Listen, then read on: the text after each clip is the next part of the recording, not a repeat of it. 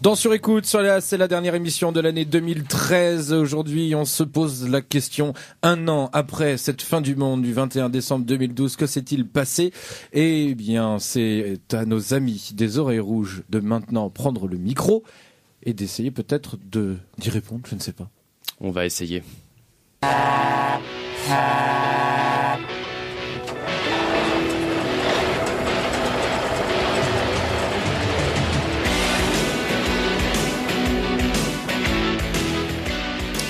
Eh oui, c'est incroyable, Jamy. Je me promène dans la rue et je remarque qu'absolument rien n'a changé depuis la fin du monde il y a un an. Les maisons sont toujours là, les gens sont toujours vivants. Mais dis-moi, Jamy, je comprends pas. Comment ça se fait?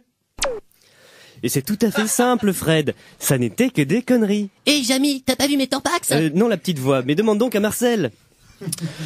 Nous avons découvert une autre facette de la petite voix de C'est pas sorcier. Bon, petite coquine, hein.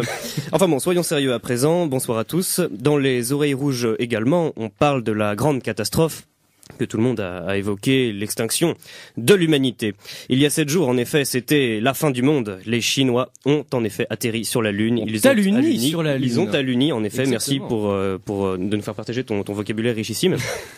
Donc, depuis cet épisode, c'est la fin du monde, la fin de l'Occident. On va tous se faire envahir par des milliards de soldats sanguinaires. On va tous se faire tuer. Ça va être affreux.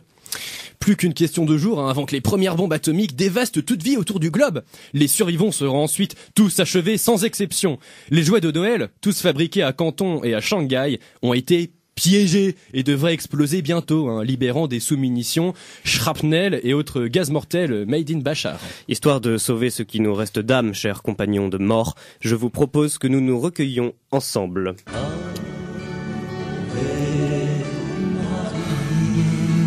Non mais les gars,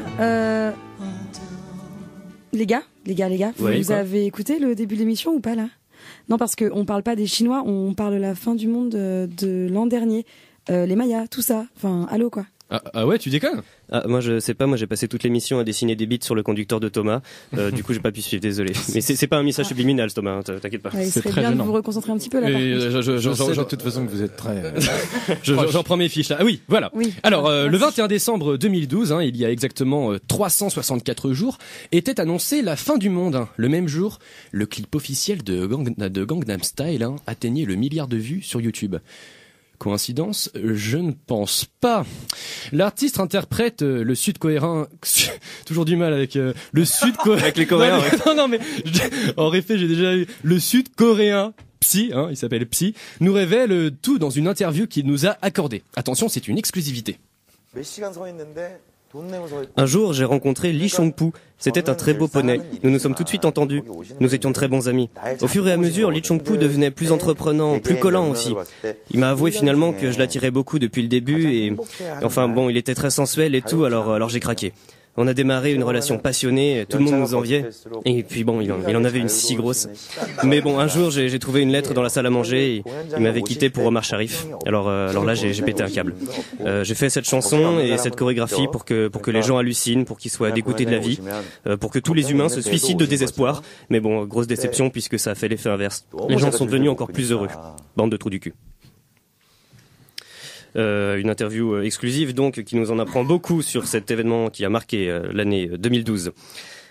Témoignage à présent. Il y a un an, le 21 décembre 2012 toujours, des centaines de gogols, des gentils petits parasites de la société se réunissaient dans le charmant village de Bougarak, dans le sud de la France, qui avait la réputation d'être le seul endroit au monde à résister à cette fin du monde. Ces joyeux lurons ne s'étaient pas trompés puisqu'ils sont toujours vivants. Enfin, comme la plupart des gens présents le 21 décembre dernier, en fait.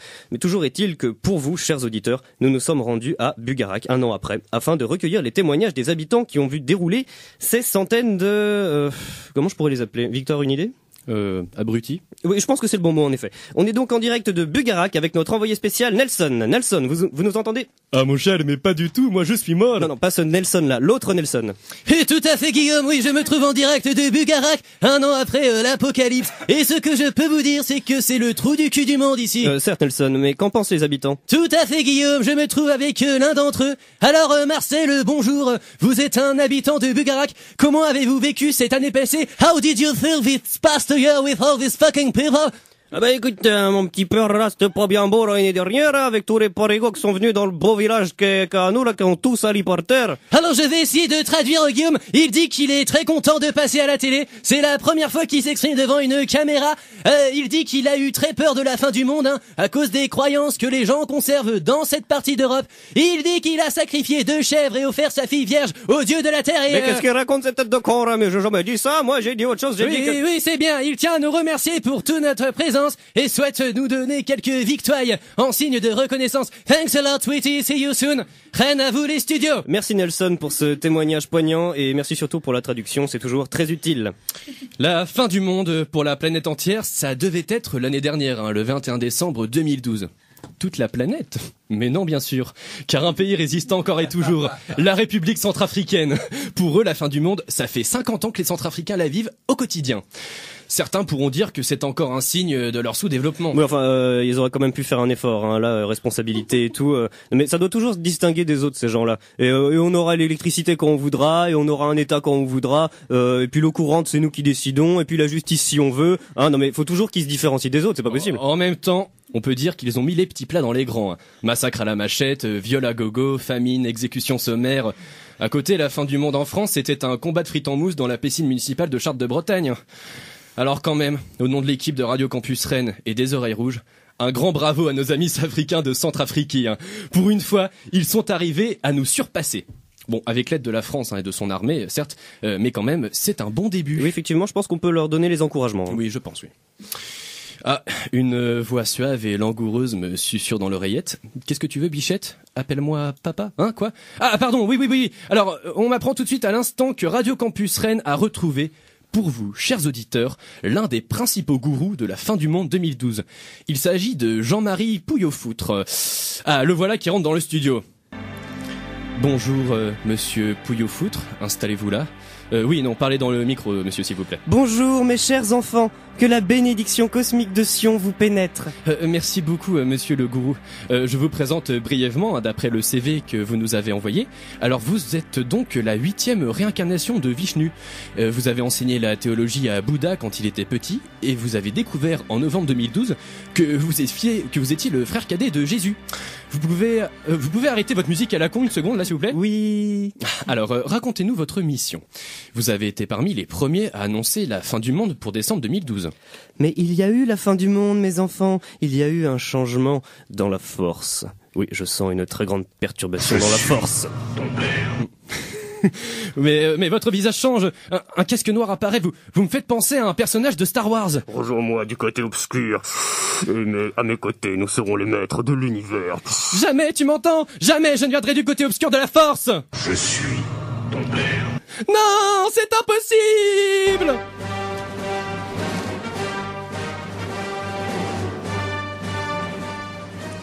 Eh ben, pour une surprise, ça c'est une surprise, monsieur le gourou, vous étiez en fait Dark Vador.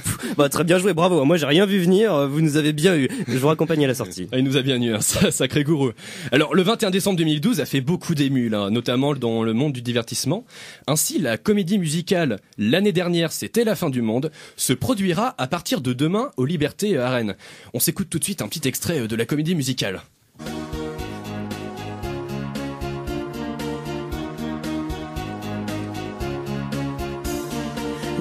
Du monde, c'était hier. Les gens ont cru qu'ils allaient disparaître. Dans leur maison, ils se sont cachés, pensant qu'ailleurs, ça allait mal se passer. La fin du monde, ça faisait peur. Je m'étais réfugié dans ma grotte. J'avais emmené tout un tas de conserves. Et pour me détendre, une boîte de Kleenex. Kleenex à nous. On est vivant, on vit la vie depuis décembre en se disant qu'on a de la chance de ne pas être mort dans cette grosse catastrophe. Putain, ça veut rien dire ce qu'on chante, on dirait du Goldman, c'est chiant. Mais on s'en fout, on continue, sinon ça va plus, c'est le chum du... Non, non, oh yeah. Oh yeah, oh yeah. Sacrée comédie musicale, je vous invite tous à aller la voir À partir de Demain en liberté, ça envoie vraiment du pâté. Et surtout les chanteurs ont l'air de tout donner. Respect à eux, vraiment. C'était vraiment très C'est sympa. impressionnant, ils ont du talent ces chanteurs. Ouais, vraiment ça va faire un tabac. Je pense aussi, ça va faire mieux que Roméo et Juliette même. On en parle déjà à Los Angeles. Merci Julien, toujours en duplex de Los Angeles. Ouais, Kamel Wally est sur le coup pour faire une chorégraphie aussi, hein. Ça va être sympa. Ouais. Et Matt Pokora, il devait pas faire un petit... Si. Un truc dessus, ouais. Ça va être... Et la chanteuse, c'est Nabila ou quoi? La chanteuse... Mais non, non, c'est pas Nabila. Non, c'est une nouvelle. C'est une jeune qui a talent. Qui a du talent et elle promet. Ouais, 12 ans et demi, je crois. 12 ans. Ouais, on les recrute de plus en plus jeunes. Voilà. C'était les oreilles rouges. Les oreilles rouges, c'est la dernière de l'année. La dernière des oreilles rouges. Merci, messieurs.